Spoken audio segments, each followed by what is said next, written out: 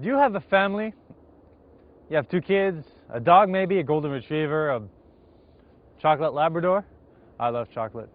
Actually, I do have a family, and there is cars out there that are a good alternative choice when you're not interested in a wagon or a 4-door sedan, for example. This is why you would shop for a small sport utility vehicle. You've probably narrowed down your list, but maybe there's one that you might have overlooked. The Mitsubishi Outlander, for example. This is a 2006 model. In this case, it's a limited all-wheel drive. It's got full-time 4-wheel drive. The Outlander is available in 4 trim levels, so you have 1 trim level that is front-wheel drive, and the rest all have the 4-wheel drive.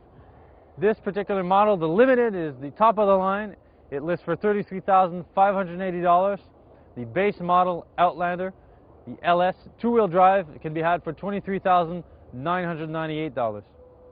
In this case, it's just maybe a little smaller than a CR-V, about the same size as a RAV4 that's about to be replaced anyway. Nice package, and let's go check the engine. Underneath the hood of the Outlander, and it's the same engine on all 4 trim levels, is a 2.4-liter 4-cylinder engine. It's got variable valve timing and 16 valves. It produces 160 horsepower and 162 pound-feet of torque. You can get a 5-speed manual transmission in the 2 bottom trim levels, but in the 2 top ones, you're stuck with the 4-speed automatic, which isn't bad. You can get the automatic across the board also.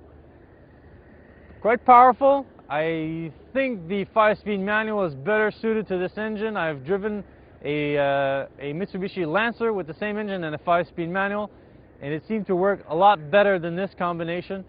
The engine, I don't know, it sounds a little different from what I've driven before.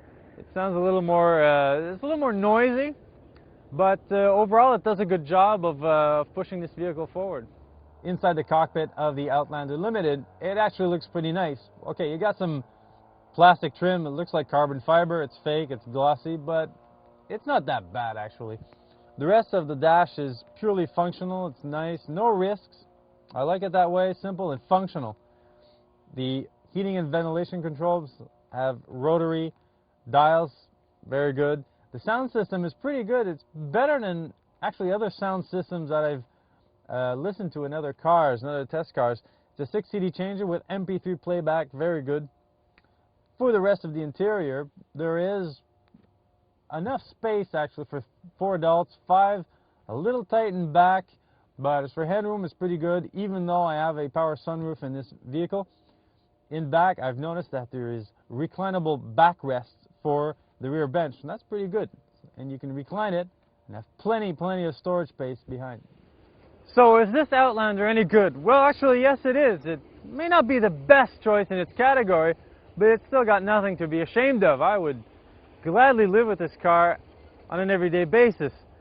It does everything well. It's sort of a jack of all trades. It does everything that you want it to do. It does not a superstar in any category, but I like it a lot.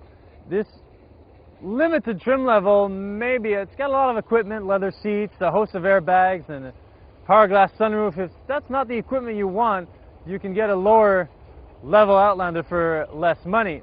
That would be my case. I would take one. I mean, they all come equipped with air conditioning and power windows and stuff, the essentials. So you can get an Outlander for $24,000, and maybe even the Mitsubishi dealer will sweeten the deal with a good rebate. And let's not forget the 10-year warranty might convince you to purchase an Outlander.